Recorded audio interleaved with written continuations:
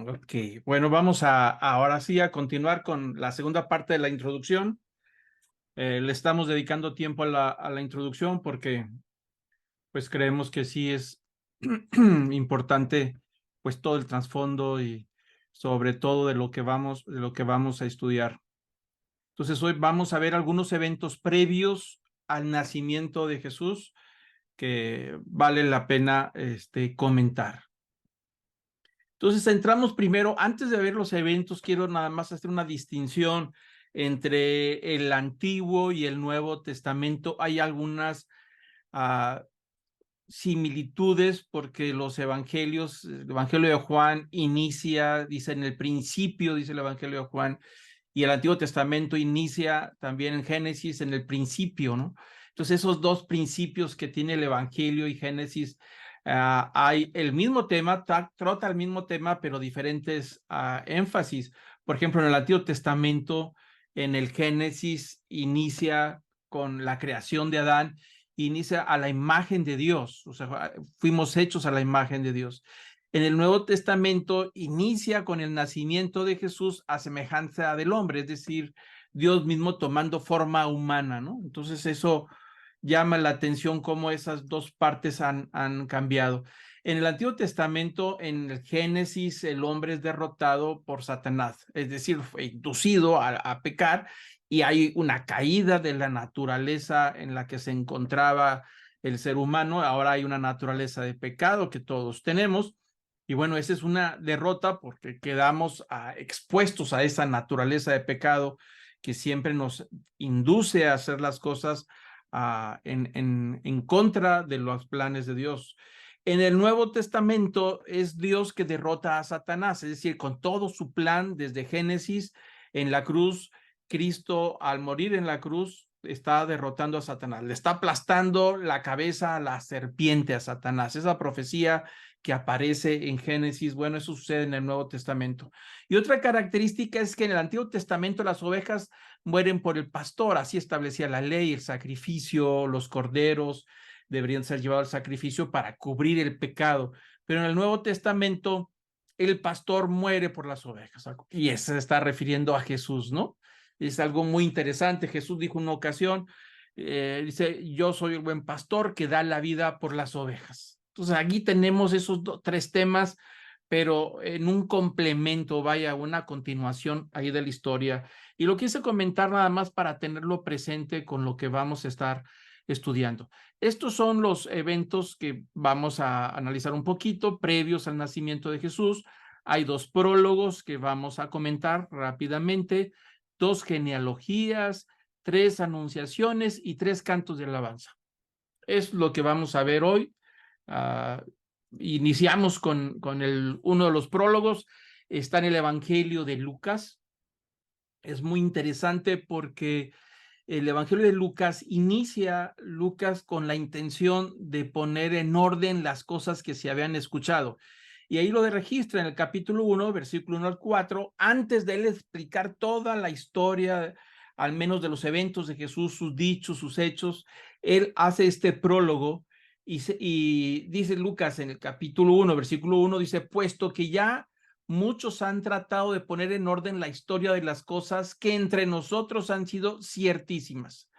Bueno, ahí nos da una pista de que había más escritos en esos tiempos hablando acerca de Jesús. Pero el versículo 2 dice, tal como nos lo enseñaron, desde el principio lo vieron con sus ojos y fueron ministros de la palabra. El versículo 3 dice Lucas, pero a mí me ha parecido también a mí, después de haber investigado con diligencia todas las cosas desde su origen, escribírtelas por orden, oh excelentísimo Teófilo, para que conozcas bien la verdad de las cosas en las cuales has sido instruido.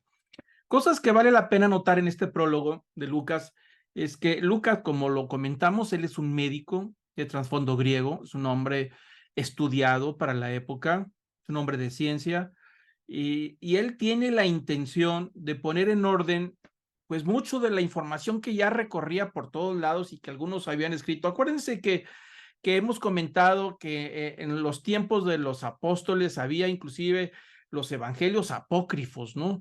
que eran aquellos escritos que algunos aseguraban que era revelación que les había dado Jesús, información nueva. Entonces, hay alrededor, yo creo que 40 o 50 evangelios apócrifos, ¿no?, que ha existido desde entonces, pero solamente hay 4 a los cuales nosotros creemos que han sido inspirados.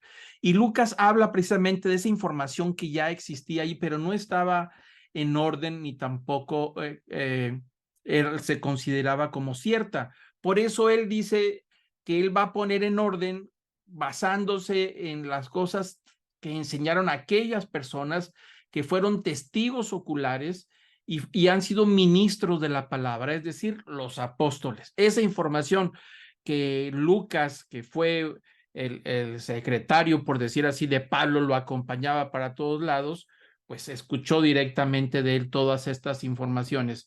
Y dice, fueron ministros de la palabra, y dice, me ha parecido bien después de haber investigado con diligencia todas las cosas desde su origen. Así es que él es un investigador. Lo que leemos en Lucas, el orden que va a seguir, es resultado de sus investigaciones, ¿no? Y entonces dice, aquí hay algo que llama la atención, que le está escribiendo este evangelio a un tal excelentísimo Teófilo. No sabemos exactamente quién es ese señor Teófilo, pero por el título, por la manera en que se está dirigiendo, es muy probable que sea una persona de alto nivel de gobierno, porque esa es la manera en que se dirigen a las autoridades. Excelentísimo. Entonces, aquí nos damos cuenta que ya las cosas de Jesús, o al menos el evangelio, se va extendiendo y va tocando diferentes niveles sociales hasta la casa del César. Inclusive en capítulo 16 del libro de Romanos, Pablo manda a saludar a algunas personas que son parientes del César, es decir, que ya se habían convertido a Jesús, en seguidores de Jesús. Y aquí vemos a este hombre, Teófilo. Hay algunos que dicen que realmente es un nombre ficticio, porque Teófilo significa los amigos de Dios o los amados por Dios, y que Lucas se está dirigiendo a todos aquellos seguidores de Jesucristo. Pero por el título excelentísimo es muy probable que se refiera a un funcionario importante. En otro, el libro de los Hechos, que es la segunda parte de lo que Lucas puso en orden, es decir, son 2 tratados. El primer tratado es el Evangelio, el segundo tratado es el libro de los Hechos. Ahí también hay ocasiones donde se usa la palabra excelentísimo y siempre se está usando dirigiéndose a algún gobernante, a algún rey. Entonces, pues esto nos da una idea de que lo que está a punto de escribir lo está dirigiendo a personalidades, a gente de altos cargos, ¿no? Y entonces dice el versículo 4 que la idea y el propósito de haber puesto todo esto en orden es para que conozca la verdad de las cosas de las cuales ha sido instruido. Es decir, este Teófilo seguramente es alguien que se convirtió en seguidor de Jesús, ha recibido la enseñanza, pero Lucas tiene la intención de poner en orden esa enseñanza para poder que sea como un documento, como dice, ciertísimo. Dice, esta es la verdad de lo que realmente sucedió. Entonces ahí tenemos el primer prólogo que está en el Evangelio de Lucas, y el segundo prólogo, que es el de Evangelio de Juan. Ese es excelente. Lo veremos más adelante, pero ahorita podemos comentar al menos algunas cosas. El Evangelio de Juan, él se está dirigiendo a un mundo grecorromano, a un mundo dirigido, o se está viendo un mundo donde están más familiarizados con las cuestiones filosóficas. De hecho, es el libro más teológico que tenemos de los 4 evangelios. El Evangelio de Juan es muy, muy teológico, y cuando él empieza a registrar las cosas, inicia como dice, en el principio era el verbo. Así como el Génesis dice, en el principio era Dios, Juan en su evangelio dice, en el principio era el verbo. Y el verbo era con Dios, y el verbo era Dios. Esto es muy interesante y seguramente ustedes lo han escuchado, pero Juan, cuando usa la palabra verbo, que es el logos, es decir, la palabra es logos, él se está refiriendo a ese concepto filosófico que se movía mucho en todo este mundo griego, acerca de la filosofía que decía que todo fue creado por alguna razón, esa razón es inaccesible, ese logos que es el que ha razonado toda la creación, que ha diseñado todo lo que existe. De acuerdo a la filosofía griega, ese logos que era una emanación, decía, de una divinidad desconocida, que era inaccesible, que no había manera de tener contacto con él, pues Juan inicia precisamente diciendo, haciendo alegoría a ese logos para que ellos entendieran de lo que estaba a punto de narrar, dice, en el principio estaba la razón, es decir, el logos, el verbo, y sin el verbo, y el verbo era con Dios, es decir, eran uno solo, y el verbo era Dios. Está hablando que lo que está a punto de decir está diciendo que es acerca de la divinidad. Y entonces dice el versículo 2, este era el principio con Dios.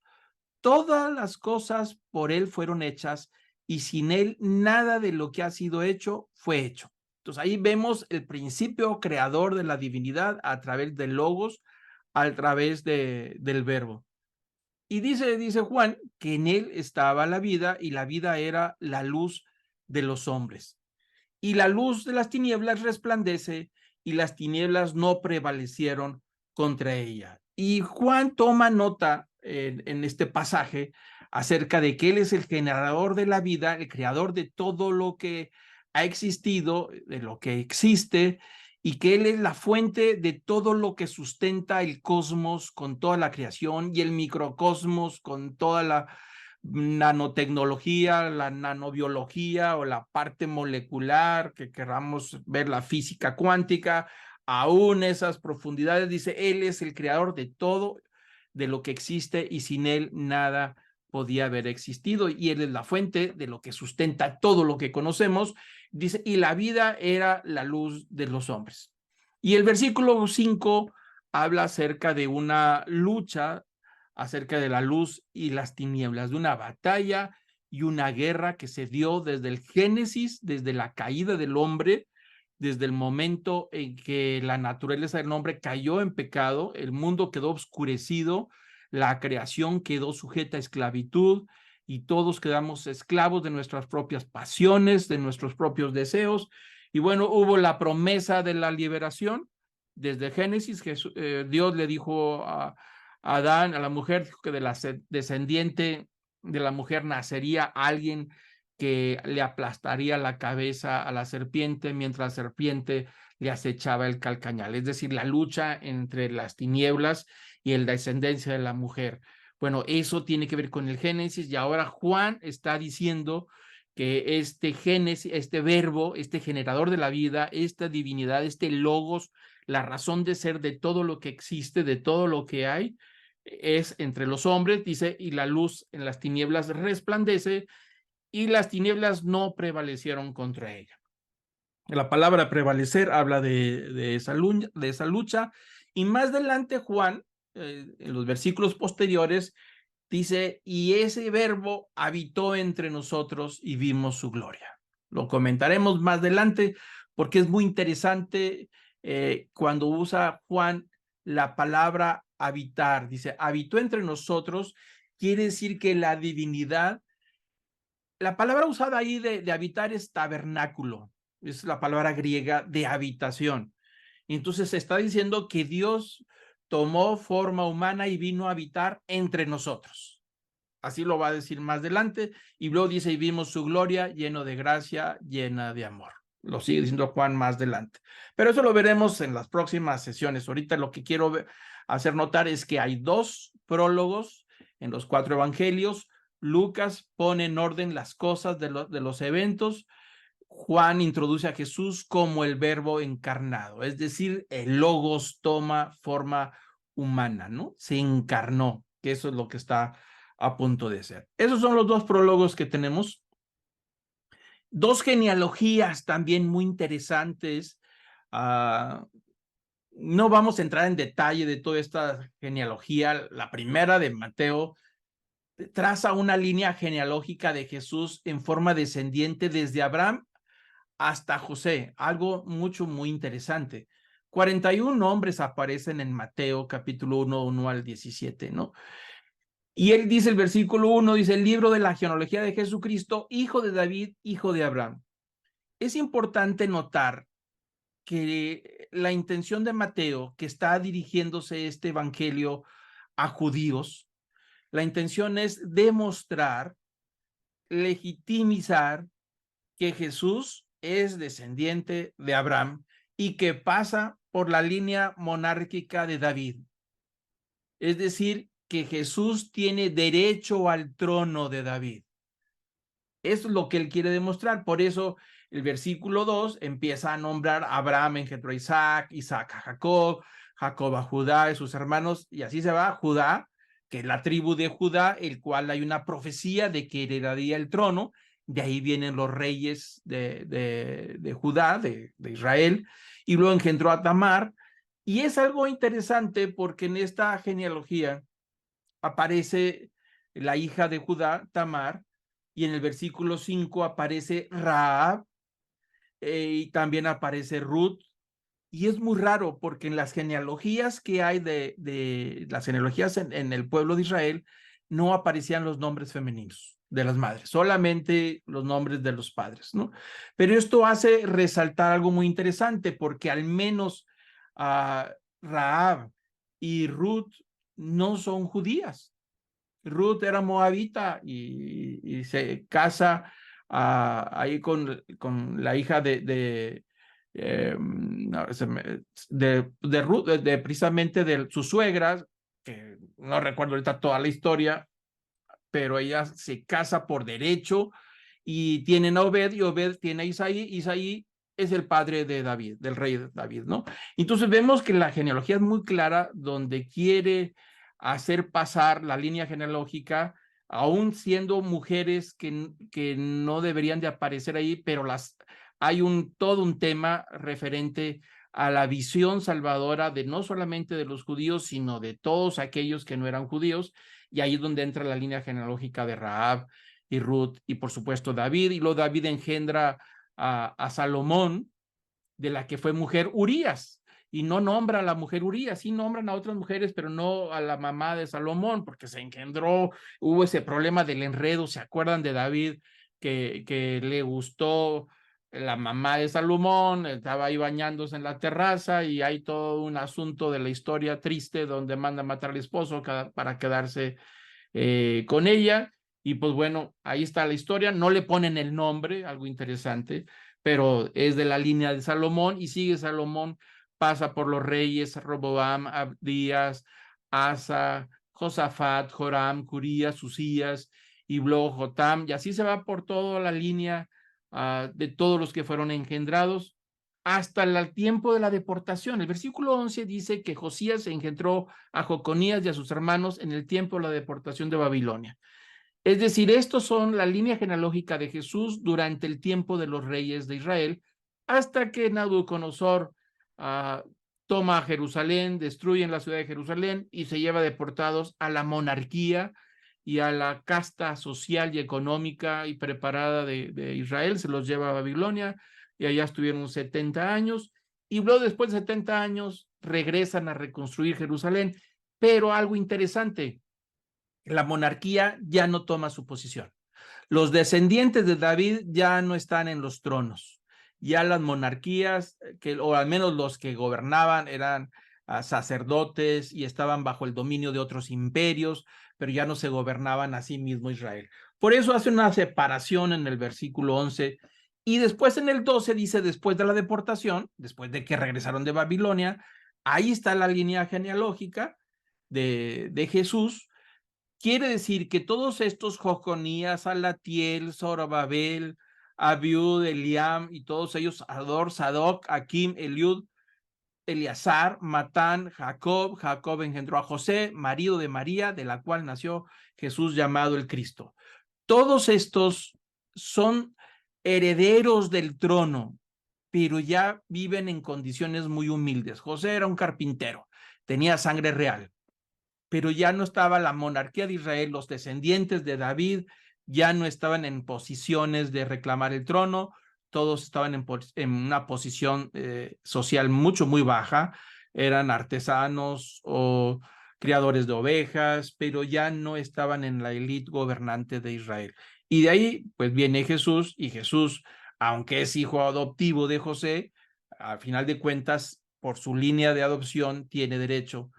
Aunque, como vamos a ver ahorita, por el lado de María, también viene la línea genealógica de la monarquía de Jesús. Entonces dice el versículo 17, de tal manera que todas las generaciones desde Abraham hasta David son 14, desde David hasta la deportación de Babilonia 14, y desde la deportación de Babilonia hasta Cristo 14.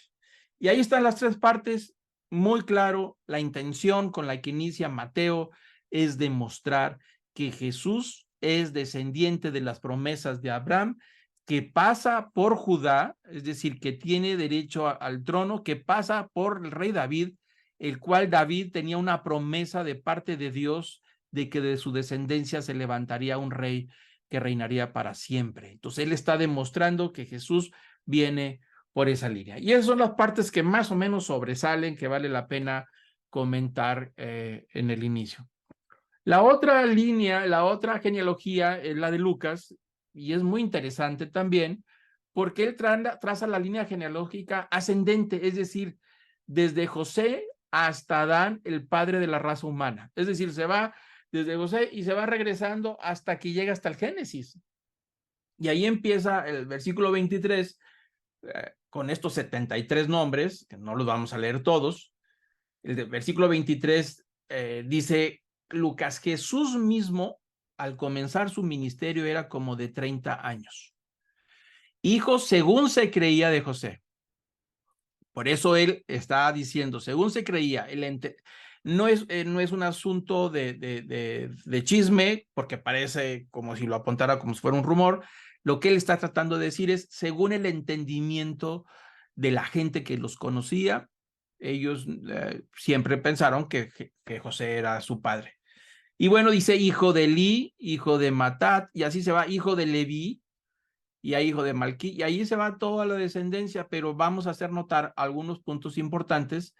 El versículo 32, hijo de David, otra vez, por la otra línea se va, hijo de David, hijo de Isaí, hijo de Boz, con el que se casó Ruth, y ahí se va descendiendo hasta que llega a Judá, y luego hijo de Jacob, hijo de Isaac, hijo de Abraham. Hasta ahí llega la descendencia que vimos en Mateo, pero aquí él se va más atrás, Lucas.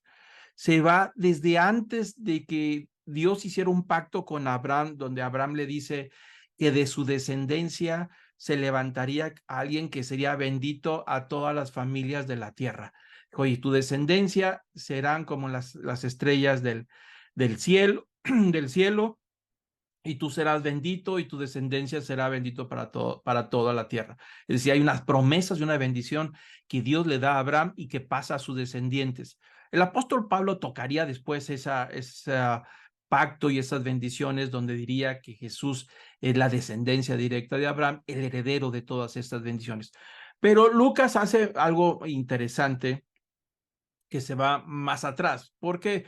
Porque él no se está dirigiendo solamente a judíos. Acuérdense que se está dirigiendo a un público tal vez romano, a gente más preparada y más estudiada. Y entonces dice que es Abraham, hijo de Taré. Ya Taré ya vive en Ur de los Caldeos, acá la zona en lo que es el imperio persa babilónico. Hijo de Nacor, y se va mucho más atrás, hijo de Peleg, Eber, hijo de Sala, hijo de Cainán, hijo de Arsafat, hijo de Sem, hijo de Noé. Y entonces está explorando, investigando la línea genealógica de Noé, es decir, donde empezó todo después del juicio de aquel diluvio, y luego se va más atrás de Noé, que Noé es hijo de Lamec, hijo de Matusalén, aquel señor que era de los que vivieron muchísimos años, 900 y tantos años, hijo de Enoc, el famoso Enoc, que es famosísimo y que se ha hablado mucho respecto a su libro acerca de que él fue testigo de los ángeles que llegaron a la tierra, y una serie de cosas que a veces los que les gusta el estudio de los ovnis, les gusta mucho estudiar el libro de Enoc. Bueno, hijo de Enoc, hijo de Yared, hijo de Malalalel, hijo de Cainán, hijo de Enos, y luego aquí viene algo interesante, hijo de Set, y luego pasa hijo de Adán, hijo de Dios. Pero ¿por qué hago resaltar hijo de Set? Porque cuando en el Génesis lo dice muy claro que Adán tuvo dos hijos y que Caín mató a Abel, y Caín huyó y se fue a otra zona de la tierra y a establecer ciudades y establecer pueblos, pero dice Génesis 4, versículo 25, que Dios le dio otro hijo a Eva y le pusieron por nombre Set. Dijo, me ha sustituido otro hijo en lugar de Abel, a quien mató Caín, y Set también le nació un hijo, llamó su nombre Enos. Entonces los hombres convocaron a invocar el nombre de Jehová. Noten algo interesante, que de los dos hijos que tiene Adán y Eva, el que asesinaron, bueno, Abel desaparece, Caín huye y se va, pero el tercer hijo empieza a fundar una línea genealógica que se llama los hijos de Dios. Cuando ustedes lean el Génesis y que ven aquellas luchas que hay, que los hijos de los hombres se mezclaron con los hijos de Dios y los ángeles, una serie de cosas. Bueno, es muy clara la línea a través de Set, que esa línea, los hijos de Dios, fueron los que iniciaron reconociendo a Dios y reconociendo sus planes y estar sujetos a Él, y que siempre le buscaron.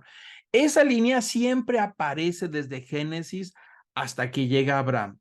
Por eso Noé, que viene de la línea de los hijos de Dios, de Set, hijo de Adán, hijo de Dios. Y ahí viene lo que Lucas quiere hacer. Lucas quiere demostrar que Jesús viene directamente de Adán y de la línea de Set, no de Caín, porque había otros, los malos, que son los de Caín. Entonces aquí Lucas quiere demostrar que es de la línea que heredan una promesa. ¿Cuál promesa heredaron? La que acabo de comentar, que está en Génesis, donde le dice que de la descendencia de la mujer se levantará alguien que le aplastará la cabeza a Satanás. Es decir, aquel que traería la liberación y aquel que traería la restauración y la restitución de lo que se había perdido en el Génesis. Ese mensaje en Génesis se llama el protoevangelio, es decir, la buena noticia, y esa se llama la promesa. Esa promesa pasa a Adán, que se le dan a Adán a su descendencia. Esa promesa se la pasa a Set, a Enos, a Cainán, a Malalel, a Yared, y así se van Enoc, Matusalén, y así se va por todos. Cada uno va heredando la promesa de que de su descendencia se levantaría alguien que pondría fin a esa lucha entre la luz y las tinieblas. Y esa promesa pasa por Abraham, pasa por Isaac, por Jacob, pasa por Judá, pasa por David, y a David le reconfirma la promesa del rey Mesías, hasta que llega, por supuesto, a José, a Eli. Y bueno, ahí tenemos esas genealogías que se van por los dos lados para demostrar, por supuesto, la legitimidad del nacimiento de Jesús, ¿no? Ahí tenemos esas dos genealogías, hasta ahí vamos a llegar con ellas, nada más lo quiero comentar, pero vamos a entrar ahora a tres anunciaciones. La primera que tenemos registrada es la anunciación al sacerdote Zacarías. El ángel Gabriel se aparece a este sacerdote Zacarías en el templo, y esa aparición está relacionada con el nacimiento de Juan el Bautista. La historia nos la registra Lucas en el capítulo 1, versículos 5 al 25. Pero antes de entrar a la historia, vale la pena nada más comentar esto. Es decir, hay un silencio de 400 años entre los dos testamentos. Entre el último libro del profeta Malaquías, que fue alrededor del año 400 antes de Cristo, hasta el inicio de la predicación de Juan el Bautista, alrededor de 25 años después del nacimiento de Cristo. Eso se conoce como el gran silencio. ¿Qué quiere decir con esto? Que lo que está a punto de suceder, es decir, donde el ángel Gabriel se aparece a Zacarías, está rompiendo un silencio de más de 400 años. El último profeta, que es Malaquías, está registrado ahí en el Antiguo Testamento. Después de ahí ya no hubo movimiento espiritual, es decir, ya no hay profetas, ya no hay manifestaciones del poder de Dios, no están los milagros que existen en toda la historia del Antiguo Testamento, no hay hombres o mujeres de Dios donde el Espíritu Santo cae sobre ellos y los empieza a usar de una manera poderosa.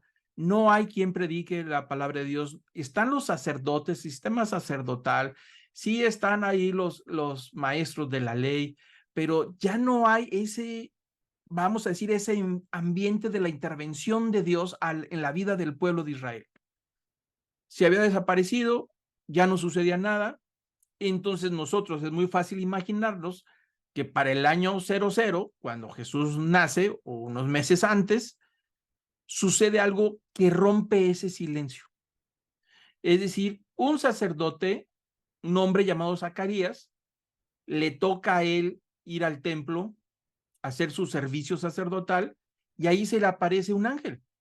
Sabemos que es el ángel Gabriel. En las 3 anunciaciones es Gabriel el que hace estas notificaciones. Se les aparece para anunciar algo. Entonces el momento es muy interesante porque podemos imaginarnos en la vida de todos estos personajes que ellos oían hablar de los profetas de hace 400 años, de los milagros que Dios hacía, de los reyes poderosos, de las grandes manifestaciones de poder, de las promesas de la reconstrucción, de las promesas de la libertad del pueblo de Israel, de las promesas del Mesías, pero eso pertenecía a mínimo 400 años. No había nada, cero silencio. Quizá algunos empezaron a dudar, porque ¿dónde están todas esas promesas de las que se hablaban, de que iba a mandar a un Mesías, a un rey que reinaría para siempre? Pues ¿dónde está eso? Pero de repente, en ese silencio de los siglos, sucede algo interesante con este anciano, es el sacerdote Zacarías, que vamos a comentar algunas cosas interesantes. Hay todo un sermón sobre eso, pero no lo vamos a hacer porque no terminaríamos. Pero Lucas, después de la genealogía, empieza demostrando sobre la línea genealógica de Jesús, empieza a narrar esa historia. Dice del versículo 1, quiero nada más leer, dice, había en los días de Herodes, rey de Judea, un sacerdote. Así empieza, versículo 5. Con eso nos dice la fecha más o menos en qué tiempo se dio. El rey Herodes es el rey Herodes el Grande, el que hablamos la introducción pasada, ¿no? De ese rey que fundó toda una dinastía herodiana, que hay muchos Herodes que aparecerían en los evangelios más adelante, sus hijos y sus nietos. Bueno, eso sucedió en el primer Herodes, Herodes el Grande, el que construye el templo.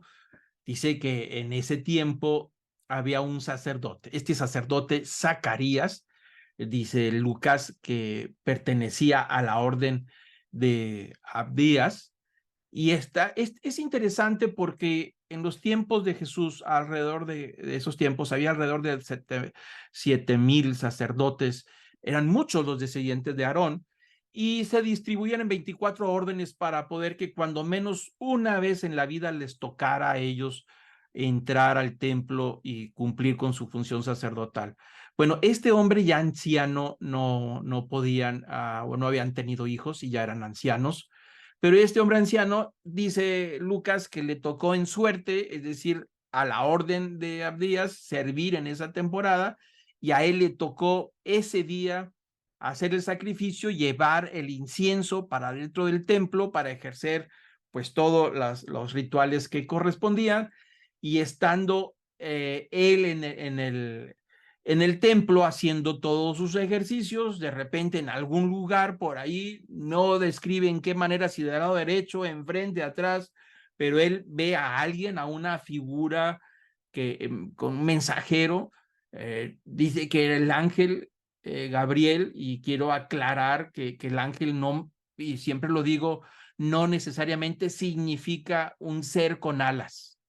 Es algo que tenemos que tener en cuenta, porque la palabra ángel en el hebreo significa mensajero. Es decir, llegó un mensajero de parte de Dios. ¿Qué forma tenía? No lo sé. Si era una figura media iluminada o con la pura voz, no sé, pero estaba dentro del templo. Y entonces le hace una promesa y le dice que a la vuelta de 6, 9 meses pues él iba a tener un hijo, ¿no? Y ahí hay una promesa, porque ellos no tenían a nadie, y ahí hay una promesa sobre el nacimiento de Juan el Bautista.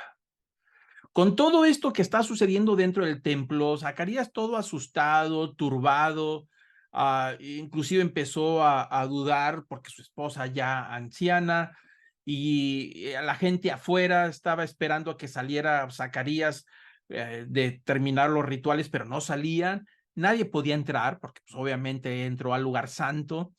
Tenían que esperarse a que terminara todo su servicio y tardaba mucho en llegar. La gente estaba preocupada porque no salía, pensaban que le había sucedido algo. Y dice el versículo 10 que toda la multitud del pueblo estaba afuera orando a la hora del incienso. Y dice, se le apareció un ángel del Señor puesto en pie. Bueno, ahí está y nos da la información a la derecha del altar del incienso. Ahí hay una figura que se le apareció. Y se asustó mucho Zacarías y al verle se sobrecogió de gran temor.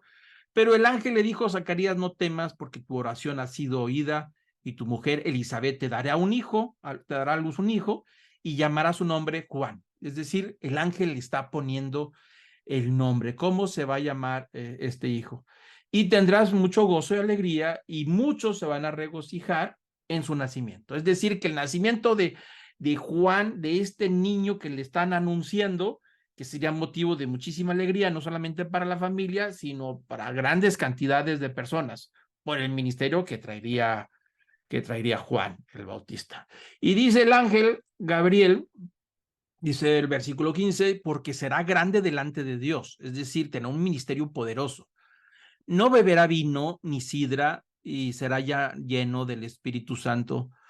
¿Qué quiere decir que no beberá vino y sidra? Bueno, que este niño, cuando llegaría a la edad, entraría a la orden de los nazarenos. En el antiguo Israel había gente, jóvenes, que hacían votos nazarenos donde no tocaban nada con alcohol y así se mantenían en su orden pues toda la vida. Dice que este niño sería un nazareno, que no tomará vino ni sidra, pero una característica que estaría lleno del Espíritu Santo. Sobresale el tema de que estaría lleno del Espíritu Santo, porque eso no había en más de 400 años. El último fue el profeta Malaquías, que lleno del Espíritu Santo escribe las profecías del libro de Malaquías, ¿no? Pero dice que estaría el Espíritu Santo con él.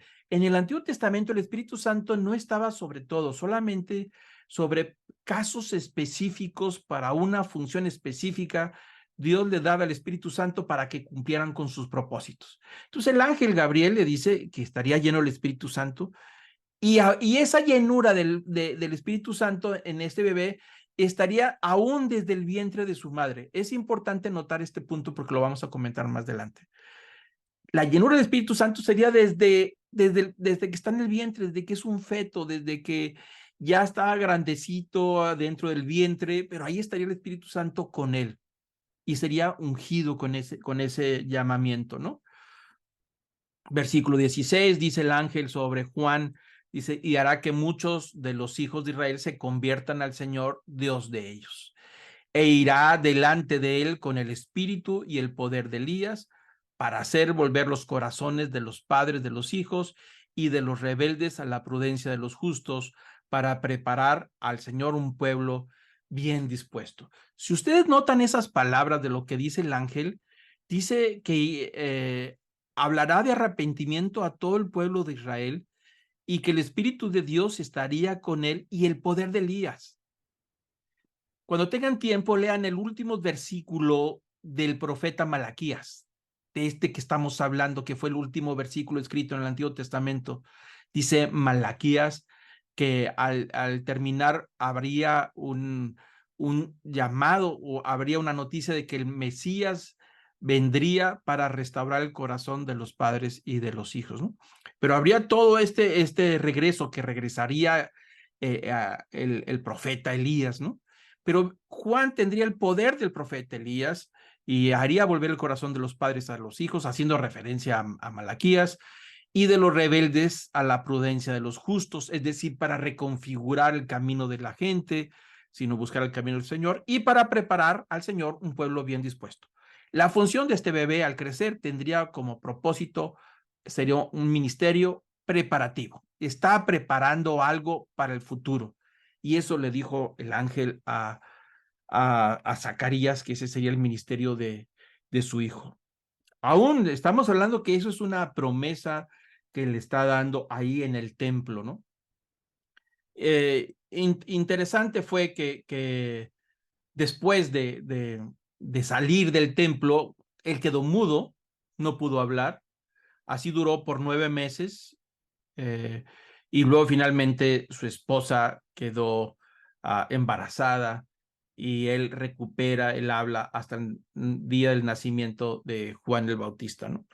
Pero ahí está el primer anunciación de este rompimiento de silencio, y a partir de esa anunciación, evento tras evento tras evento, hasta que llega el máximo exposición de manifestación del poder de la intervención de Dios, que es en la persona de Jesús. Milagros poderosos, resucitaciones, camina sobre el agua, alimentación de los 5,000, muere en la cruz. Esa es toda una explosión del poder de Dios, pero inicia aquí en el rincón del templo, donde se presentan los sacrificios, donde se pide perdón por la nación, donde están los sacerdotes. Ahí inicia todo este recorrido que vamos a hacer. La segunda anunciación del mismo ángel Gabriel a María, y está relacionado con el nacimiento de Jesús. Lucas sigue también con ese anuncio, Lucas 1, 26 al 38. Como lo estamos notando, Lucas está preparando a sus lectores diciendo que esto fue por causa de los propósitos que Dios tenía con el ángel Gabriel. Y aquí está el versículo 26, donde dice: al sexto mes, es decir, al sexto mes, después de que Zacarías embarazó a su esposa, es decir, al sexto mes de que el ángel Gabriel fue enviado por Dios a la ciudad de Galilea, llamada Nazaret. Es decir, 6 meses después del evento de Zacarías en el templo, vuelve a aparecer Gabriel, pero ahora se le aparece a una jovencita. Versículo 27, esta jovencita desposada con un varón que se llamaba José. La palabra virgen ahí es doncella, habla de una muchacha de 14, 15 años, tal vez 16. Ella está ahí en Galilea. La aparición con Zacarías fue en el Jerusalén, en Judea. Esta es en Galilea, en Nazaret. Ahí está jovencita, estaba comprometida en matrimonio con un hombre José. No sabemos la edad de José. Regularmente lo quieren poner como un hombre anciano, y siempre que vean las pinturas de arte aparece José o San José con una varita que trae una flor de nardo que está floreando, y siempre aparece como un anciano. Bueno, la razón por la que lo pone así la tradición es para asegurar que José mantuvo virgen a su esposa, a la Virgen María, ¿no? Porque era un anciano y solamente se casó con ella para protegerla, ¿no? Pero ese es otro camino totalmente diferente. No hay información, es todo lo que sabemos de José. ¿Qué edad tendría? Pues tal vez 25 años, 30 años, puede ser. Pero dice que este hombre se llamaba José, de la casa del rey David, otra vez, y el nombre de la Virgen era María. Entró el ángel donde estaba ella y dijo: salve muy favorecida, el Señor es contigo, bendita tú entre las mujeres. Mas ella, cuando le vio, se turbó por sus palabras y pensaba qué tipo de salutación sería esta, ¿no? Es decir, aquí notamos algo. También quiero llevarlos un poquito a usar la imaginación de lo que está sucediendo. Vuelve a entrar el ángel. Yo no creo que haya sido con alas ahí en ese lugar, porque si no, María hubiera salido corriendo de donde estaba, ¿no? Y no había nada de manifestaciones poderosas en más de 400 años. Si ella estaba haciendo, barriendo, limpiando adentro, y de repente aparece alguien con alas y con luz, hubiera salido corriendo. Pero no, aquí entra este mensajero que es Gabriel. La forma me parece que es más como una figura masculina, en ese sentido. ¿Por qué? Porque le da un saludo, dice: salve muy favorecida. Lo que le está diciendo el ángel a María le está diciendo: qué suertuda eres, poniéndolo en términos actuales. Te saludo, mujer suertuda, tienes una suerte increíble. Lo que está a punto de suceder contigo, si tú aceptas, no tienes idea de lo que estamos hablando. Se está forjando un plan desde Génesis, se ha configurado este plan por los siglos, por los milenios, y ahora está a punto de darse el primer paso y tiene que ver contigo. Si dices tú o dices no. Claro, si hubiera dicho que no, pues hubieran encontrado a otra, ¿no? Lo más probable, Dios no se iba a detener. Pero bueno, el ángel le está diciendo que es muy suertuda, muy favorecida, muy bienaventurada y que va a ser una bendición por encima de las mujeres por lo que está a punto de suceder con ella y por lo que sucederá con el que nacerá, en este caso. Dice que María se preguntaba por qué este mensajero, este ángel le hablaba de esa manera. Versículo 30 dice que el ángel dijo a María, mira, no te asustes, no tengas miedo, porque has hallado gracia delante de Dios. Y ahora concebirás en tu vientre y darás a luz un hijo y llamarás su nombre Jesús. Este será grande y será llamado Hijo del Altísimo, y el Señor le dará el trono de su padre David. Entonces, ahí le está diciendo el ángel el plan que tiene Dios con María, con ella, que va a dar a luz, va a dar que tiene la gracia delante de Dios, es decir, por alguna razón la escogió a ella, que encontró esa gracia. Y cuando hablamos de gracia, quiere decir que ella no era merecedora de lo que iba a suceder. Con todo el respeto de los que algunos levantan a María, yo creo que María fue una mujer sorprendente, no tengo la menor duda, pero fue favorecida por gracia, es decir, por algo que ella no se ganó, sino que Dios la escogió y la escogió por algo seguramente, ¿no? Y entonces dice el ángel que va a dar a luz un hijo y que se va a llamar Jesús, que significa Salvador, y dice el versículo 32, este será grande, es decir, habrá mucha grandeza en él y será llamado Hijo del Altísimo. Muy interesante. Y el Señor Dios le dará el trono de su padre David. Y ahí aparece la segunda promesa, porque la primera promesa la tenemos en que Jesús nacería de una virgen, en Isaías 7:4, que tendría que nacer de una virgen. Ahí está la profecía, la primera profecía que está a punto de cumplirse en todo esto. Y la segunda profecía tiene que ver también con Isaías 9:6-7, donde dice que él heredará el trono del rey David. Isaías, el profeta Isaías, que es el más mesiánico de todos los profetas, capítulo 9, diría sobre la promesa que Dios le dijo al rey David que nunca faltaría alguien que sentaría en el trono de él y que alguien que viene de su descendencia reinaría para siempre, eternamente y para siempre, ¿no? Entonces ahí el ángel le dice que está a punto de cumplirse la profecía del trono de David, su padre. Dice, noten ustedes que será llamado Hijo del Altísimo, pero sería descendiente del rey David, su padre, y por lo tanto tendría derecho al trono de Judá, al trono que en ese momento estaba siendo invadido por el famoso Herodes, que no era ni judío, había sido converso y ni siquiera tendría sangre real, por supuesto, al trono de Israel. En este caso, este ser que nacería de María sí tendría derecho al trono y que ese trono sería eternamente y para siempre. Y cuando dice que gobernaría sobre toda la casa de Jacob, es decir, sobre todas las 12 tribus de Israel. María dice en el versículo 34, dice, ¿cómo será esto si no conozco varón? La palabra conocer ahí dice que no vive en una actividad marital. Es la palabra que se usa ahí, conocer, porque aparecería también más adelante la misma palabra. María está diciendo, ¿cómo va a ser posible si yo no tengo relaciones maritales con nadie? Aunque estoy comprometida en matrimonio, pero eso falta todavía mucho. ¿Cómo va a ser eso posible? El ángel le dice, el Espíritu Santo vendrá sobre ti. Otra vez aparece el Espíritu Santo, noten algo interesante. El ángel le dijo a Zacarías que el Espíritu Santo vendría sobre Juan el Bautista. Ahora dice que el Espíritu Santo estaría sobre María y el poder del Altísimo te cubrirá con su sombra, por lo cual también el santo ser que nacerá será llamado Hijo de Dios.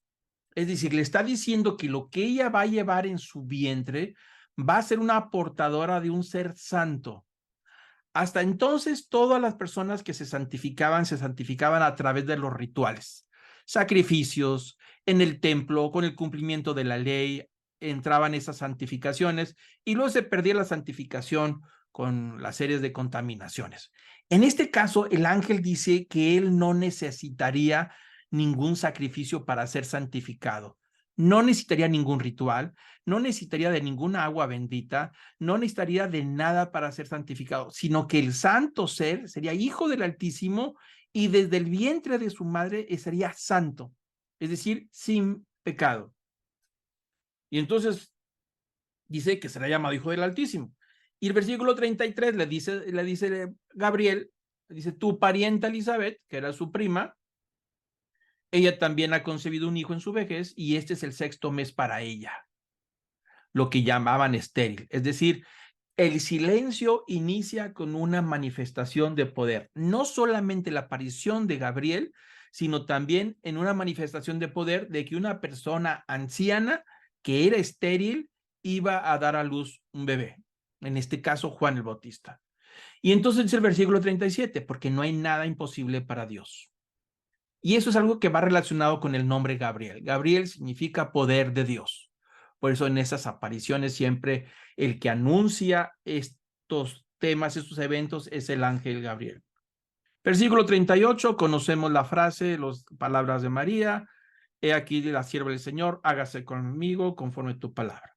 Y el ángel se fue de su presencia, ¿no? Y ahí tenemos la tercera profecía cumplida en este pasaje, que sería un reinado eternamente y para siempre. Ahí les dejo unos versículos que ustedes podrán leer más adelante cuando tengan tiempo, relacionados a las profecías de que el reinado del Mesías sería eterno y para siempre. Profetizado por Daniel, capítulo 2, 7, Miqueas también estaba profetizando, y ahí tenemos las primeras 3 profecías relacionadas al Mesías, ¿no? Y vamos con la tercera anunciación. El ángel Gabriel desaparece, se va, pero esa tercera anunciación tiene que ver en relación a la pureza de María. Y esta lo registra Mateo en el capítulo 1, 18 al 25, ¿no? Y dice el versículo 18 que el nacimiento de Jesucristo fue como sigue: estando su madre María desposada con José, antes de que se consumara el matrimonio, se halló que había concebido por obra del Espíritu Santo. Ay, ahí aparecieron los problemas. Y por supuesto, y ahorita lo vamos a comentar, claro que es un problema social, un problema para José y para María también. ¿Por qué? Porque dice que todavía no vivían juntos, todavía no se habían casado, aunque estaban comprometidos en matrimonio, y se halló, es decir, se le empezó a notar. Se le notaba el bultito en el vientre. Algo se le notaba, yo creo que empezaban a sospechar, y los vecinos y todo, pero ¿cómo es posible si todavía no se casan? Ya se imaginen, como dice el dicho, pueblo chico, infierno grande. Bueno, pues así estaba la situación ya ahí, y ya había sido concebida. Cuando ella dijo que sí, hágase en mí según tu voluntad, en ese momento entra el Espíritu Santo y empieza a formarse un ser. Se va gestando el logos, el verbo, se encarnó y empieza el proceso de gestación.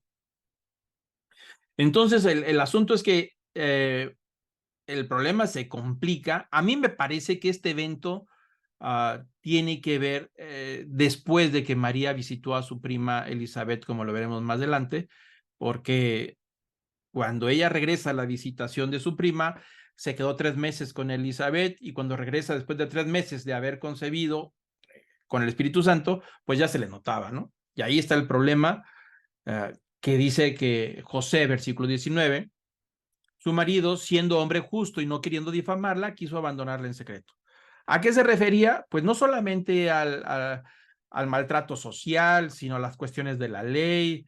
Se había sido infiel, rompiendo su promesa, su compromiso era semejante a un adulterio. Entonces, él sabía que lo que le esperaba a María, si él demandaba romper el compromiso que ya tenían para casarse, la ley le daba todo al favor de José, y lo que le quedaba a María, pues es el repudio social y, por supuesto, una serie de problemas graves que inclusive que no se practicaba en aquel tiempo, pero el adulterio se castigaba con lapidaciones, con piedras, ¿no? Pero José dice que no, dice yo no quiero eso para ella, habla muy bien de José, de que la quería de verdad, y dice que quiso abandonarla en secreto. ¿A qué se refiere abandonar en secreto? Dijo José, pues yo me voy, no digo nada, y que la gente del pueblo se quede pensando que lo que ella lleva es mío, y que hablen mal de mí y no de ella, de que yo soy el que la abandoné. Pero ella, su nombre y su prestigio no lo va a poner ahí en duda. Prefiero que la gente hable mal de mí a que hable de María, ¿no? Entonces, por eso dice que él la va a abandonar y se va, a lo mejor a otro pueblo, a otro rancho, a otro lugar. Pero dice el versículo 20 que mientras pensaba en esto, se le apareció en sueños un ángel del Señor diciendo, José, hijo de David, otra vez noten ustedes que vuelve a decir hijo de David, no temas recibir a María tu mujer, porque el niño que se ha engendrado en ella es del Espíritu Santo. Es decir, no es un asunto humano. No hay intervención humana en esa concepción. Esto es un asunto divino. El poder del Espíritu Santo ha generado vida en el vientre de María de una manera poderosa. No dudes de ella. Entonces dice que el ángel le dijo y dará a luz un hijo y le vas a poner por nombre Jesús, porque él salvará a su pueblo de sus pecados. Y ahí están las profecías. Todo esto sucedió para que se cumpliese lo que el Señor había hablado por medio del profeta diciendo, he aquí, la Virgen concebirá y dará a luz un hijo y le pondrán por nombre Emmanuel, que traducido es Dios con nosotros. Y ahí está la cuarta profecía ya registrada. También en Isaías 7, donde dice la profecía que le van a poner por nombre Emmanuel. Y al traducirlo significa Dios con nosotros. Y eso va en relación a lo que Juan dijo en el capítulo 1, que el Logos se encarnó y habitó entre nosotros.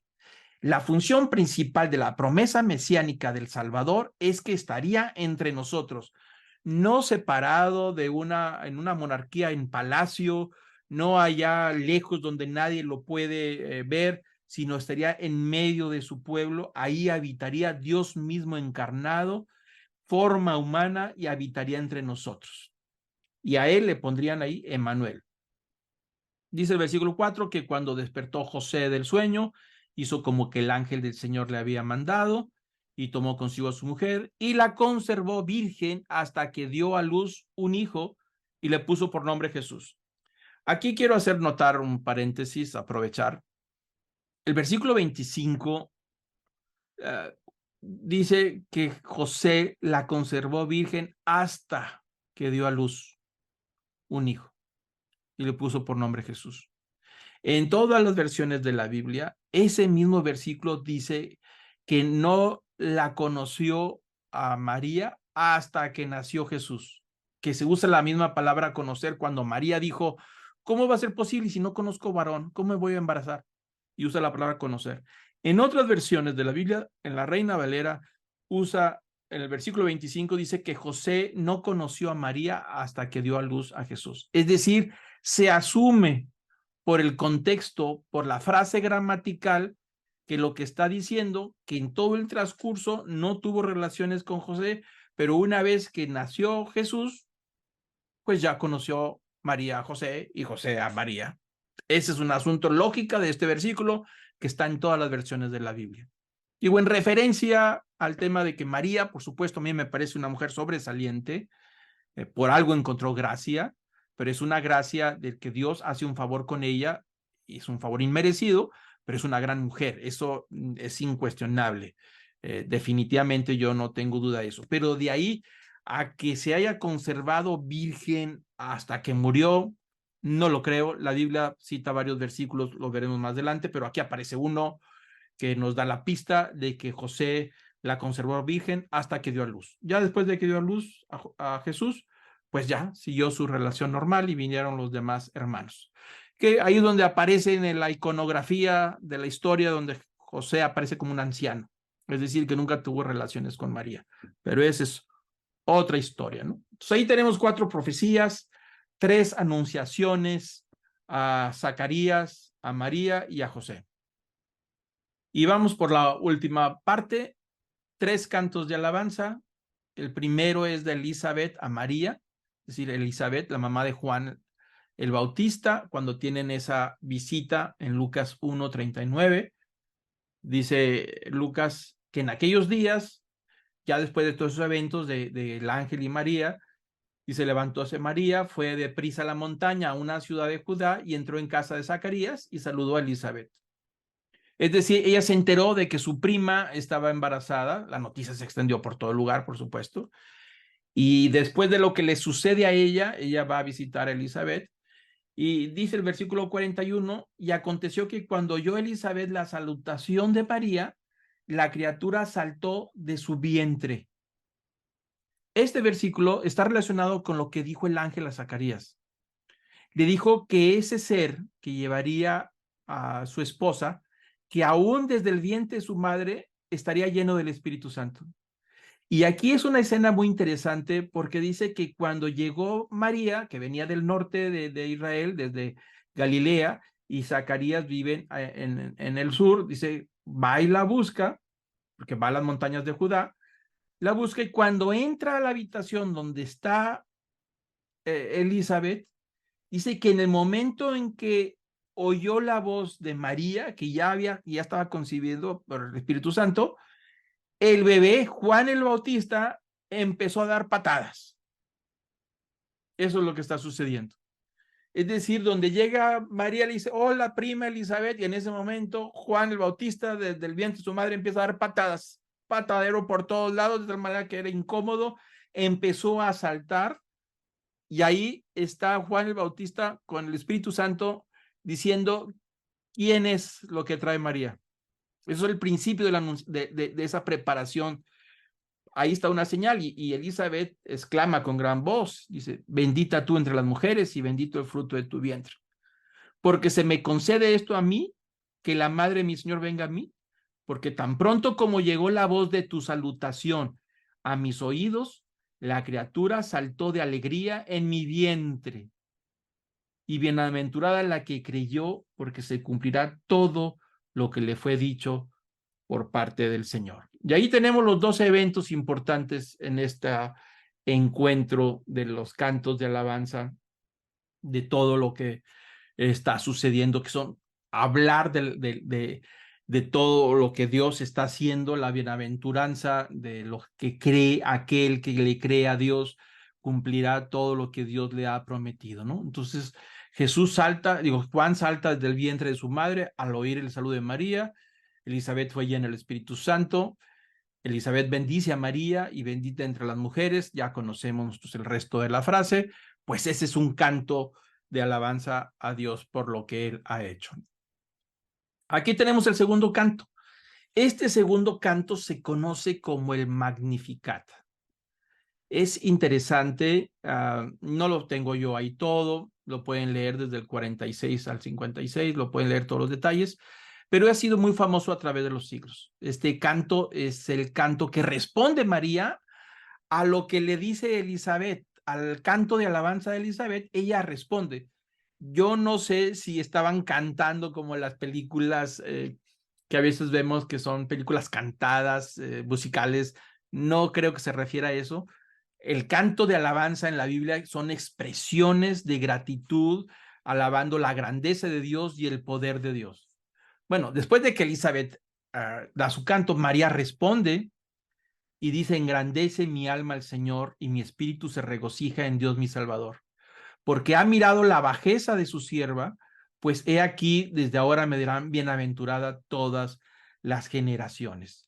Cuando dice bajeza, no se está refiriendo a algo corriente, sino está hablando del nivel de humildad, es decir, ellos pertenecen a esa monarquía venida menos a través de los siglos, que ya nadie se acordaba, y pertenecían a una casta social de alfareros, carpinteros, a un nivel muy bajo, y dice, ¿quién soy yo para que el Padre Dios se haya fijado en mí y me haya hecho partícipe de esta obra magnífica de lo que está a punto de suceder a nivel cósmico? Porque es el nacimiento de la promesa, ¿no? Y el principio de la restauración de todas las cosas. Entonces ahí se da cuenta María de que sería parte de la historia y que las generaciones futuras hablarían de ella como se sigue hablando de ella hasta el día de hoy. Sí, porque me ha hecho grandes cosas el poderoso, santo es su nombre, y su misericordia de generación en generación a los que le temen. Hizo proezas con su brazo, esparció los soberbios en el pensamiento de sus corazones, y quitó los tronos a los poderosos y exaltó a los humildes.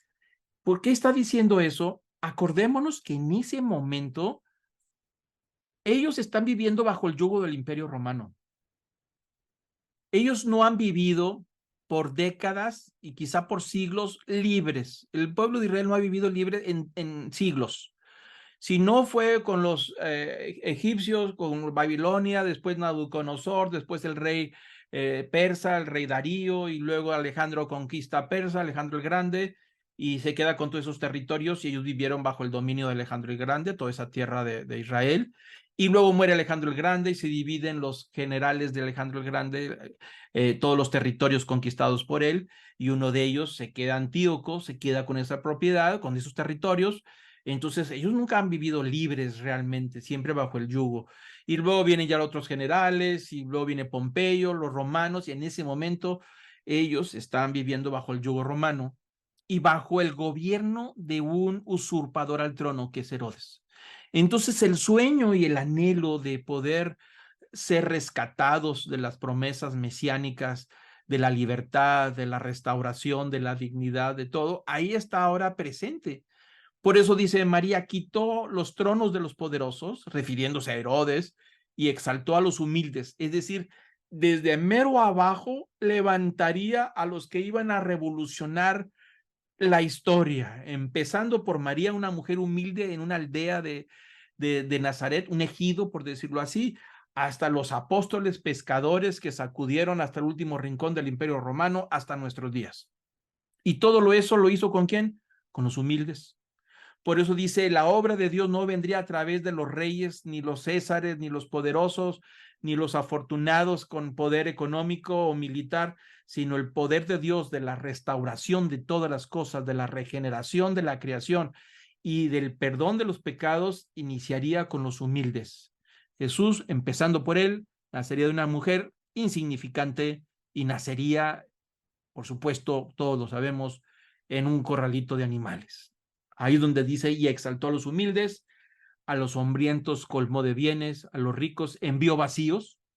Y no está hablando del asunto de la riqueza, está hablando de los poderosos de su tiempo, que se hacían poderosos a través de la opresión y el maltrato de los más débiles. En ese sentido se está refiriendo. Versículo 54, socorrió a Israel su siervo, acordándose de la misericordia de la cual habló a nuestros padres con Abraham y descendencia para siempre. Ahí está hablando de todas las promesas del Antiguo Testamento que se están haciendo ya realidad, a punto de hacerse realidad en la persona de Jesús. Versículo 56, María se quedó con ella 3 meses y después se volvió a su casa. 3 meses, cuando regresó a Nazaret, pues ya regresó ahí con su vientrecito abultado. Ahí fue donde fue el problema de José, que le dicen, ya empezó la gente a murmurar, y pues José también a dudar, y fue cuando el ángel le dice, espérate, tranquilo, no es un asunto de hombres lo que está sucediendo, es un asunto de las promesas de Dios, de lo que iba a suceder, ¿no? Ahí está lo que se da cuenta María, cómo va a afectar la historia, y alaba al Padre porque humilla a los poderosos y exalta a los humildes. Ese Magnificat, cuando tengan tiempo, escúchenlo, a lo mejor en YouTube. Juan Sebastián Bach escribió una obra sobre este canto, sobre estos versículos, que se llama el Magnificat. Vale la pena, es una obra magnífica. Se ha escrito mucho a través de la historia acerca de este canto. Pero yo les recomiendo, si a los que les gusta la música, bueno, pues ahí está Juan Sebastián Bach, el Magnificat, y es una obra basada literalmente en los versículos estos. Lo pueden escuchar después. Y el último canto, con este vamos a terminar, de Zacarías a Dios, Lucas 1, versículos 57-79, es decir, pasan los 9 meses desde la primera aparición de Gabriel a Zacarías en el templo, y ya da a luz Elizabeth. Dice el versículo 67, Zacarías su padre fue lleno del Espíritu Santo, y ahí cuando dice lleno del Espíritu Santo, dice que empezó a profetizar acerca de lo que haría este bebé cuando creciera. Y dice Zacarías, bendito el Señor Dios de Israel, que ha visitado y redimido a su pueblo. Es decir, ya inició, es lo que está diciendo Zacarías. Toda la maquinaria desde la antigüedad, el plan de restauración de que se encarnaría y vendría la divinidad hecho carne, un Salvador, el Mesías, el Libertador, el que perdonaría los pecados, restauraría a Israel. Todas esas promesas que habían estado apagadas por 400 años, Zacarías está diciendo, ya inició, ya empezó, Dios ha visitado a su pueblo y nos levantó un poderoso Salvador en la casa de David, su siervo. Y ahí se está refiriendo a Jesús.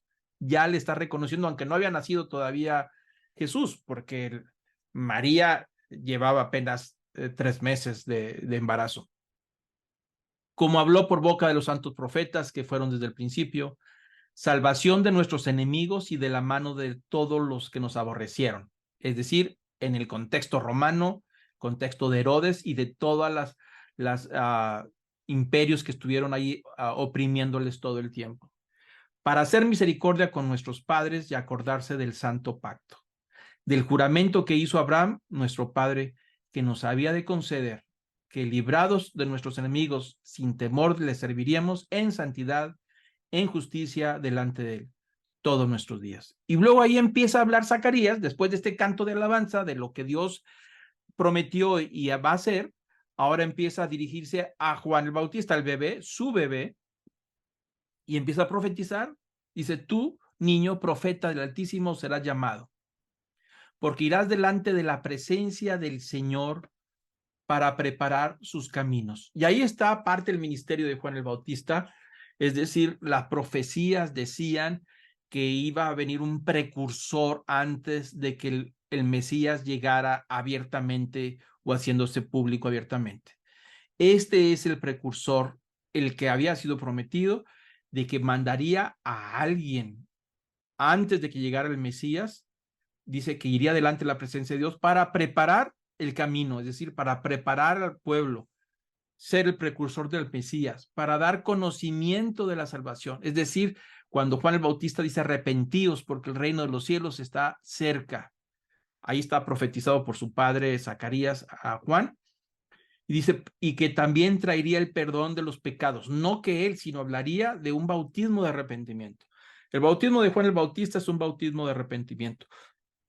Hablaremos de él la próxima sesión. Dice el versículo 78, por la entrañable misericordia de nuestro Dios, con que nos visitó desde lo alto la aurora. Es decir, que Juan el Bautista traería ese conocimiento de salvación, predicaría el arrepentimiento como preparar los corazones y entonces presentaría al Salvador.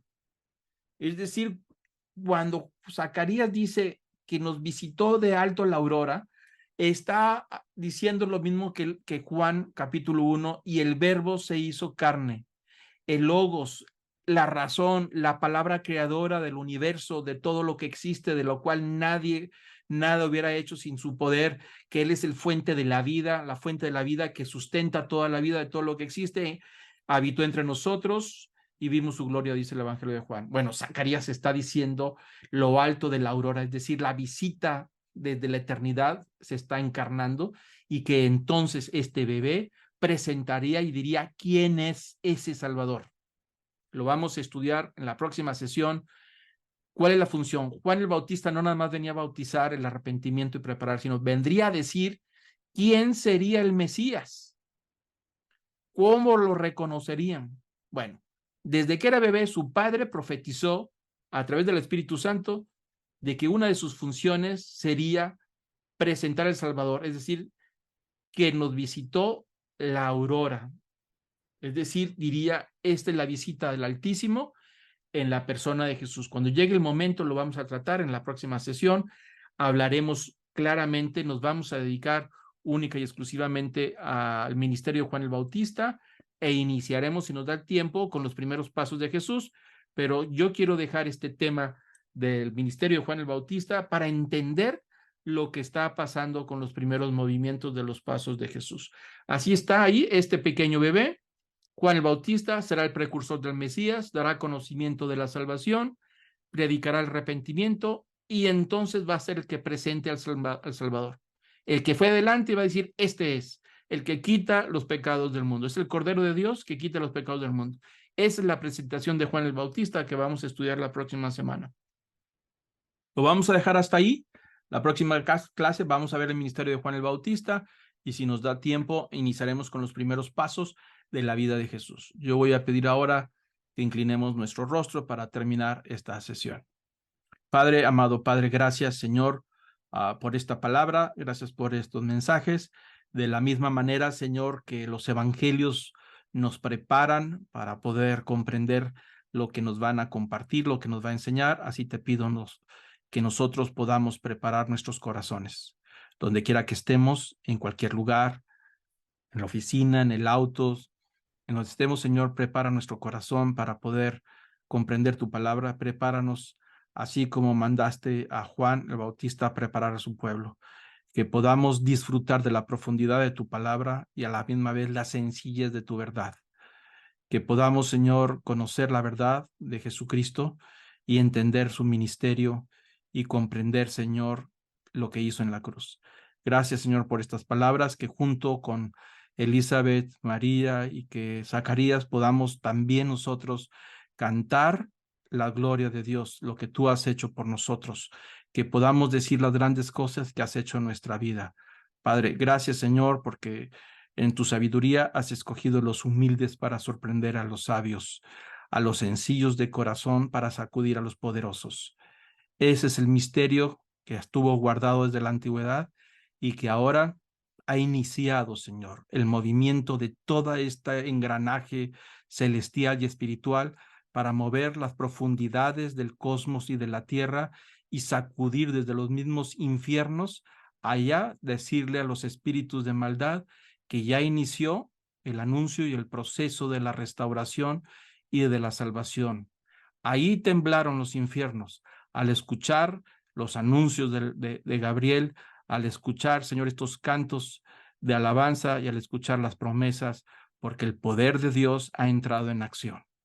Gracias te damos, Señor, que podamos conocer ese poder en nuestra vida y ser transformados a tu imagen. Gracias por cada uno de los que están presentes, de los que se incluirán en el futuro. Te lo pido en el nombre precioso de Cristo Jesús. Amén.